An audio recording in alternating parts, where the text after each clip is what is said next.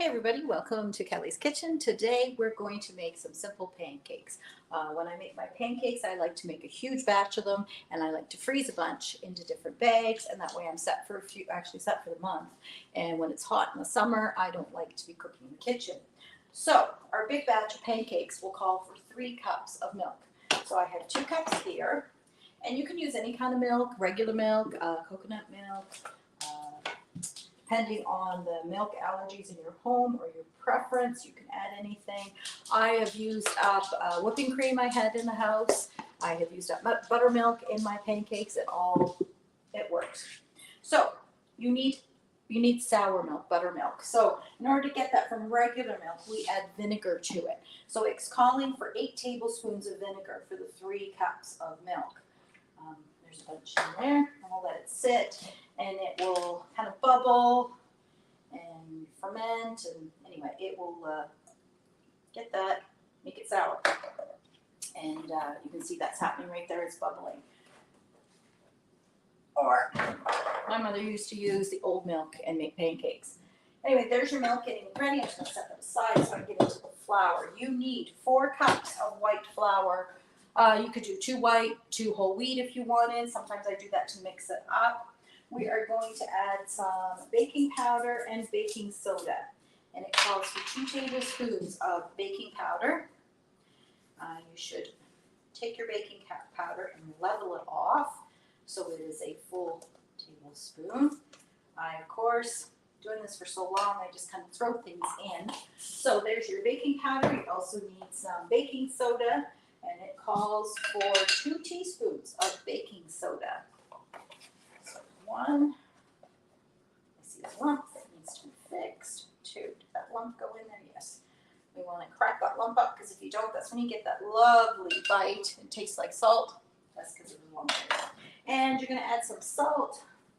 You need to have salt in there. It calls for 2 teaspoons. I'm just going to put some in there. And sugar to sweeten it. And I think it was 4, sugar. What did it call for? White vinegar, milk, flour, white sugar. Calls for 8 tablespoons. So the more sugar you put in, the sweeter they are.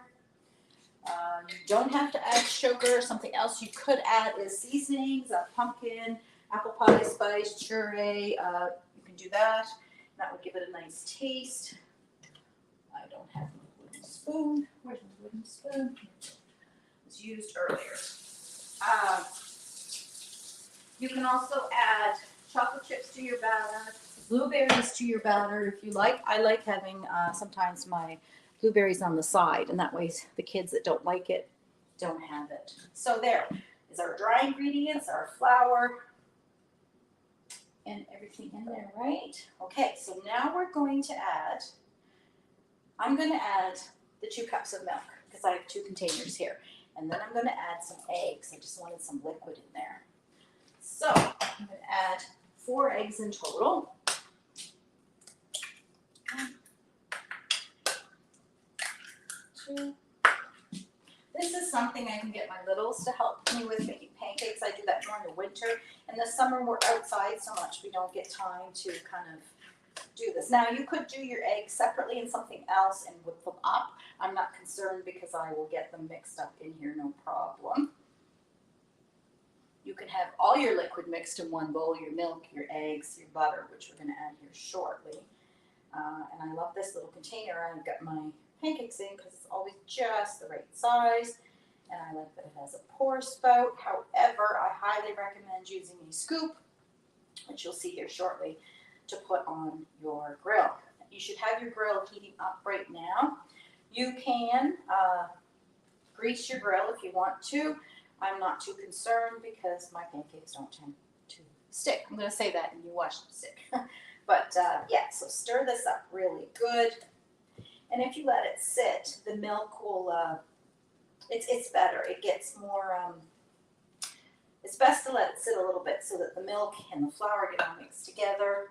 And it puts air in it. Okay. Let me see my butter. All right. So I have a 1/4 cup of butter in here all melted. Pour that in. And then if there's any butter left, just throw it on your ground. Mine sounds super hot, so let's turn that down a little bit. I certainly don't want pancakes. Now, do you know when your pancakes are ready to flip? Has anybody told you when you're cooking pancakes, if you watch, the pancakes will have little bubbles in them. When they get little bubbles, it's time to flip them over. And that will help tell you when the bottom is cooked. All right. Now, instead of maple syrup on your pancakes, another great idea is taking some frozen fruit, putting it in a little pan with a little bit of water, and then add maple syrup to it. You can boil that up, and that makes a really good fruit comté, I think it is, that you can pour over your pancakes. Another way to get fruit into your kids. It also can cut back on the sugar you put in your pancakes. Now, there's my pancake mix, and to me, it's a little thinner than I'm normally used to. And if that's the case, you can add a little more flour. If it is too thick for you, you can add a little bit of liquid to it. Entirely up to you. And you could do half water, half milk if you want to cut back on the milk or the cost. That is something you can do. I wouldn't make it with just water. I certainly think it needs milk. That's me. I want all that nutrition in there for the kids. So I've made sure all my sides have been pushed down. All the pancake mix is in there. And we're ready to make a pancake.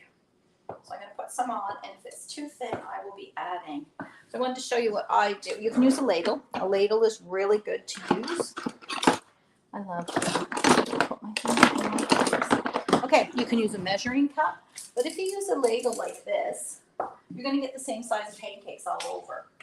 So you just take it, you pour it on, and you'll get the same size.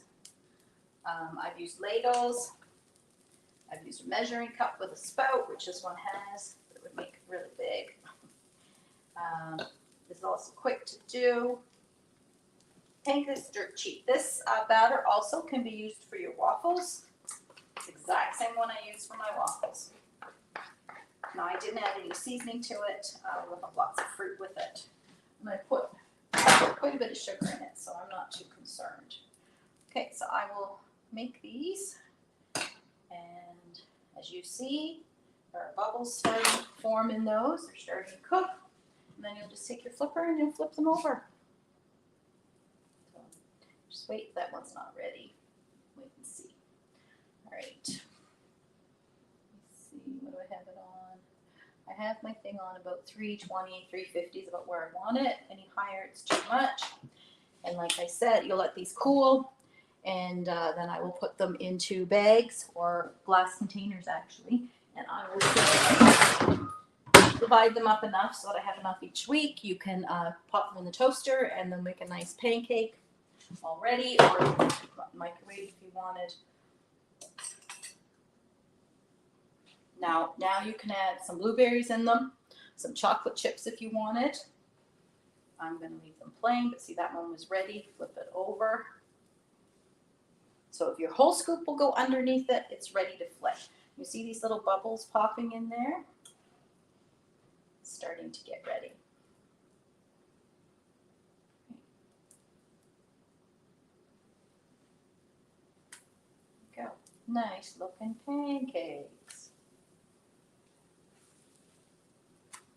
My kids love pancake day. They love waffle day, actually. But I already have waffles. All right, and sometimes I will do half the batter in waffles, and I'll do it in the oven in a waffle maker I have, or in half in pancakes. And like I said, that gives me my food for the whole month for my littles. Okay, everybody, I hope you enjoyed this class. And if you have any questions or if you need the recipe, please follow me on my Kelly Kitchens page and comment on my posts, and I will get you more information anytime you need. And there's more cooking classes there to check out.